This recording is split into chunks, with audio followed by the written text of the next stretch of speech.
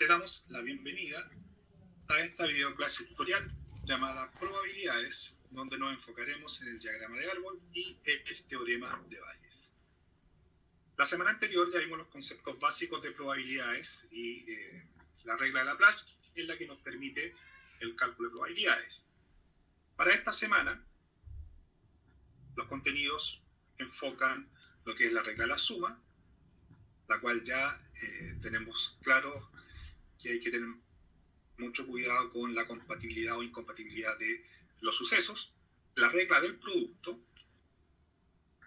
la probabilidad condicional. Cuando hablo de la regla del producto, a diferencia de la regla de la suma, recuerden que la regla de la suma es que ocurra esto o esto otro. La regla del producto es que ocurra esto y esto otro. También se conoce como probabilidad conjunta.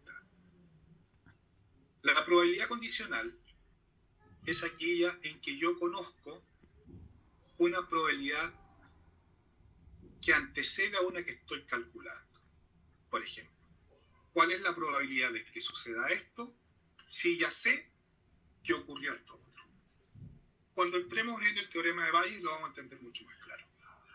El diagrama de árbol me permite visualizar aquellos experimentos donde yo estoy trabajando con sucesos y espacios muestrales independientes. Y yo a través de ciertas ramas voy, en cierto sentido, dibujando la información que tengo. Y finalmente el teorema de Bayes lo que hace es trabajar con aquí el tipo de probabilidades cuando al momento de calcular una es antecedida por otra. Vamos con un ejemplo. Dice, en el caso del diagrama de árbol, el jefe de finanzas de una empresa recibe facturaciones de 3 sucursales regionales. Iquique factura el 20%, Valparaíso el 30% y el resto lo hace Santiago. Entonces, por un lado tengo en la primera parte del enunciado las 3 regiones que están facturando con sus porcentajes. Pero hay un detallito. Me dice el resto. Bueno, ahí. Es una respuesta que está escondida. La suma siempre de cada, si esto lo quiero llamar como un árbol, ¿ya? De las primeras 3 ramas siempre tiene que ser el 100%.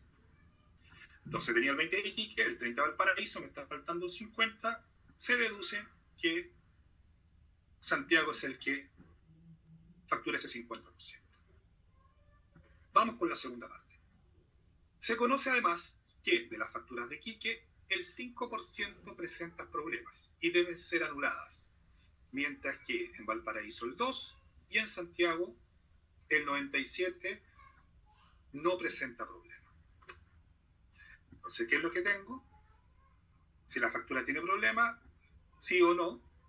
En el caso de Iquique el 5%, el 90, y el 95% no presenta problemas, Valparaíso el 2% sí, el 98% no, en Santiago sí, el 3% y el no un 97%. Este es un diagrama de árbol. Acá está sintetizada toda la información del enunciado. Entonces, si yo voy viendo el árbol, la primera rama dice que el 20% de las facturas son emitidas por Iquique, de las cuales el 5% presenta problemas y el 95% no. Y así sucesivamente hacia abajo. Todo lo que está en rojo es la información que complementa la que estaba dentro del enunciado. Recuerden siempre que las ramas deben sumarme 100. Por lo tanto, en el caso de Iquique, tiene que sumarme 100 en Valparaíso y también en Santiago. Si yo quisiese agregar más ramas, siempre esas ramas tienen que sumar el 100%. Apliquemos entonces el teorema de Bayes. Dice, utilizando la misma información del problema 1, eso quiere decir vamos a trabajar con el mismo diagrama de árbol y son los mismos datos, me hacen 2 preguntas. Calcular la probabilidad total de que la factura que se está revisando no tenga problemas y calcular la probabilidad de que la factura que se está revisando tenga problemas y sea de la sucursal de Iquique. Bien. Vamos con el primer ejercicio. Tengo la información, calcular la probabilidad total de que la factura que se está revisando no tenga un problema. Primero, recuerden que yo voy a usar siempre teorema de Bayes cuando conozco una probabilidad anterior. Si yo veo el dibujo, queda claramente el enfoque que da este tipo de, digamos, forma de resolver el problema. Tengo facturas que no tienen problema en Iquique, o sea, tengo un no acá, pero está antecedida por una probabilidad en Iquique. Ahora, lamentablemente tengo varias sucursales, por lo tanto, si yo quiero sacar la probabilidad total, necesito los que no tienen problemas en Iquique, las que no tienen problemas en Valparaíso y las que no tienen problemas en Santiago. Es en ese caso que tengo las tres sucursales que, digamos, que facturas que no tienen problemas. Vamos a calcular la probabilidad total. La fórmula es esta. La probabilidad de, entendiendo que este es el primer suceso, la sucursal va a ser mi suceso A, o sea, en este caso, facturar Iquique, Valparaíso o Santiago, y mi suceso B, saber si esa factura tiene o no tiene problema. ¿Ya? Entonces yo lo que estoy calculando es la que no tiene problema. Vamos a leer solamente la primera parte de la fórmula. A sub 1, recuerden que tengo, en este caso, tres sucesos. Iquique va a ser la sub 1, Valparaíso la sub 2 y Santiago la sub 3. A eso significa el subíndice. Me identifica cada uno, digamos, de las situaciones en que está la primera rama o árbol, que como ustedes la quieran definir. La segunda parte quiere decir la probabilidad de que ocurra B, en este caso, que no tenga problemas, si ya sé, y aquí donde está Valle, eso es una condición. Es el slash, es una condición. Si yo sé que es de A1, Iquique. Entonces, la segunda es la probabilidad, ¿ya?, de que ocurra B, en este caso un no, si es de Valparaíso. Y así sucesivamente. Eso es lo que quiere decir esta forma. Aplicándola, tengo entonces todos los no de Iquique, no Valparaíso, no Santiago, que serían 0,20 por 0,95, 0,30, 0,98, 0,30, 0,98, 0,50 por 0,97, 0,50 por 0,97.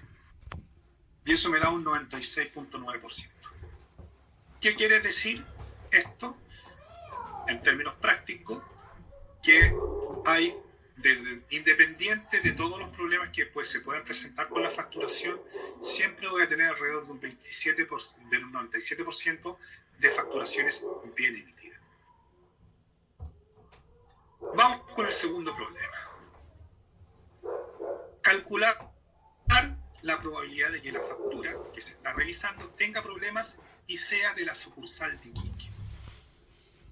A diferencia de la anterior, donde estoy sacando las probabilidades totales, aquí me están dando una condición. El sea quiere decir que estoy buscando específicamente una situación, que ocurra una situación en particular. En este caso, que sea de Iquique. Por lo tanto, nos concentramos en Iquique y que tenga problemas, que sería este caso, 0,20 por 0,5. El sea siempre es una condición. Entonces, nosotros ya sabemos que por defecto, en el caso anterior, la probabilidad que calculamos de los que no tenían problema eran un 96,9%, por lo tanto los que sí tienen problema es un 3,1%. Recuerden que siempre la probabilidad tiene que ser al 100, no puede ser ni negativa ni mayor a 100. Entonces, con esa información, aplicamos esta fórmula. Recuerden, el sea, si se conoce, si se sabe, es una condición. Quiere decir que algo pasó antes. Entonces, hallar la probabilidad de B, ¿ya?, si se sabe que. Entonces, me están pidiendo, 1, que tenga problemas. Y 2, que esa sucursal sea la de Iquique. Entonces, vamos a las facturas con problema en Iquique, 0,20 por 0,5. partido por todas las facturas que presentan problemas. Las de Iquique, las de Valparaíso y las de Santiago. 0,20 por 0,5, 0,30 por 0,20 por 0,2, 0,02, 0,50 por 0,03. En otras palabras, tengo 0,01 partido por el 0,031, que era el complemento del cálculo que hicimos en el ejercicio. Eso me va a dar un 32,25%. O sea, si yo en ese momento soy el que está revisando las facturas, la probabilidad de que esa factura que está revisando tenga problemas y además sea de Iquique es de un 32,25%. Eso quiere decir el resultado que encuentro.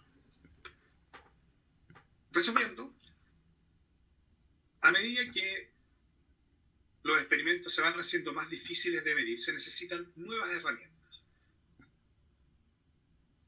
Básicamente, siempre lo que uno busca finalmente es darle certidumbre o certeza a esos posibles errores que se puedan producir en los cálculos. Ahora te invitamos a revisar los materiales complementarios y realizar los ejercicios prácticos de esta semana.